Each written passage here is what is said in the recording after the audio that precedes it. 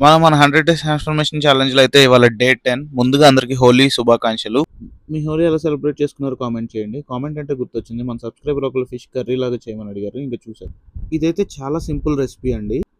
మనమైతే ఆనియన్స్‌ని, చిల్లీస్‌ని కట్ చేసేసుకుందాము. టొమాటో అనేది కంప్లీట్‌లీ ఆప్షనల్. మీ దగ్గర ఉంటే వేసుకోవచ్చు. లేకపోతే స్కిప్ చేయొచ్చు.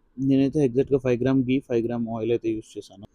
ఆనియన్స్ లైట్‌గా ఫ్రై అయినాక జింజర్ గార్లిక్ పేస్ట్ ఏసి పచ్చివాసన పోయేంత వరకు ఫ్రై చేసుకొని, ఇంకా పచ్చిమిరపకాయలు, టమాటో కూడా వేసి గట్టిగా తిప్పేసుకొని మూత పెట్టేసుకోవాలి.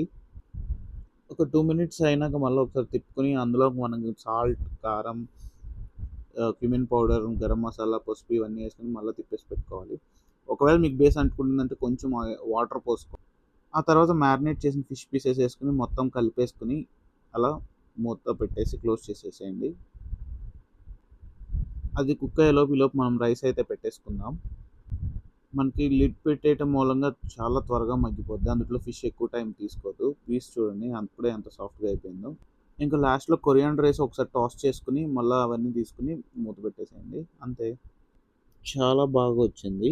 దీన్ని కర్రీలో అయినా తినొచ్చు, రైస్‌లో అయినా తినొచ్చు. వీడియో నచ్చితే లైక్ చేయండి. ఛానల్‌కి సబ్స్క్రైబ్ చేయండి.